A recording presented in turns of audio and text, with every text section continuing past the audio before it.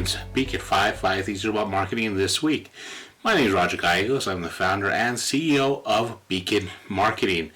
This week we'll be talking about goal setting, specifically how you could set marketing goals that will help you grow your business. This is an important topic for me. As you may know, if you've seen any of the videos or read any of our content, for me, goal setting in any context will help you accomplish just about whatever you want to try to do in life. So whether it's grow your business, clean your house, get close with your family, whatever it is, setting goals, sitting down and actually documenting what you want to accomplish is how to do it. For marketing, it's truly important because it helps you understand what actions you need to take to be successful with marketing your business. This is important for a small business owner because you are limited in the time you have to market your business. You're limited in the energy that you have because you wear so many hats. You are limited in the money you could spend because, let's face it, you're a small business. Not like you have tons of money in the bank to spend on your marketing efforts. So you really want to be efficient on how you promote your business in all levels. Setting the proper goals will help you do that. So that's what we're going to look at today is how can you set those right marketing goals that will help you be successful. So the next time when you get down to say, what do I need to really do to market my business? You start by setting those goals. Everything starts with what are you trying to accomplish? So we're going to look at that today. And I'm really excited because I think once we get into this, you'll see the process that we go through. So the first step for me that you want to do is understand your revenue goals. It's not enough to say we want to make more revenue. You want to understand how much money do you need to bring in. Now this is more of an organizational goal, but we're going to be working our way backwards. So if you sit there and say, as an organization, we need to bring in 10% more than we brought in last year.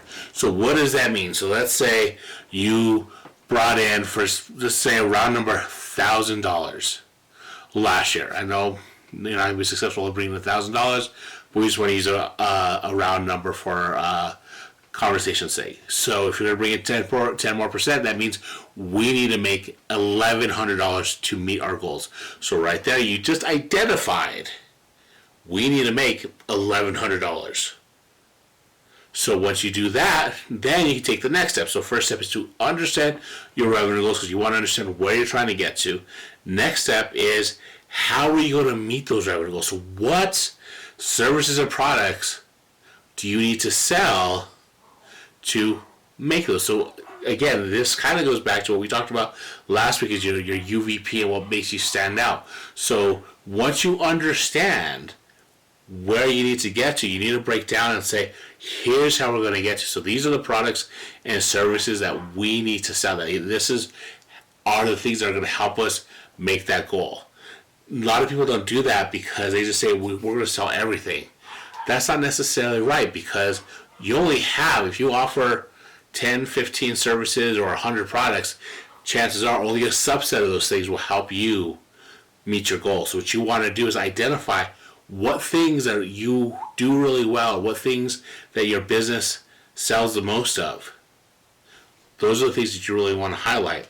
Which leads us to number 3. How many of those things do you need to sell of each? So let's say you identify 2 services and 2 products that you need to really sell. So you need to sell 5 of service A, 10 of service B, 3 of product X, 10 of product Y. Though that's what you need to do. So once you understand what you need to what you need to sell, then you identify how much of each. So if you see what we're doing here, we're kind of starting at a big broad number, saying this is our number, this is what we need to sell. I want to go one layer deeper and say this is how much of each that we need to sell. So the next step we're going to do is what is our closing rate? How many people do we close? So whether it's to our landing page, whether it's one-on-one sales, whether it's people coming in, how many people need to see our messaging and engage with our marketing before we make a sale? Is it 10%? Is it 25%? Are we really kick ass? Is it 50%? What is it? Because then that will lead you to number 5, which is how many leads do you need per month to make that? So let's say, and to be clear, you do this for each product. So let's say, like I said, product A, you need to sell 2. Product B, you need to sell 3. So let's say product A, that's the more pricey service or product. That you only have a 10% because it costs more. So you need to sell 2 of those. So if you see 20 people, so much you see, how many of those do you sell? So you need to break it down to see how many leads you have for each of those products and services. Now it's kind of hard for me if I don't do the math here, so you have to kind of trust me on this. I'm not going to break it down exactly of each thing, but let's recap it real quick and then I'll kind of go into detail. So you understand your revenue goals. How much will you need to sell of each product or service, or sorry, how will you meet your revenue goals? So what do you need to sell? What exactly of each product or service do you need to sell before you meet those goals? What is your closing rate? So how often do you close something, whether it's a landing page, in person, or whatever? And how, so that will tell you how many leads you need to bring in per month. This is important because now you need to say this. This tells you, okay, now that I know this stuff, now that I know I need 20 leads, then I could go out there and get those 20 leads. Now I could understand where I need to put my messaging. Now I can be more efficient and more economical and smarter.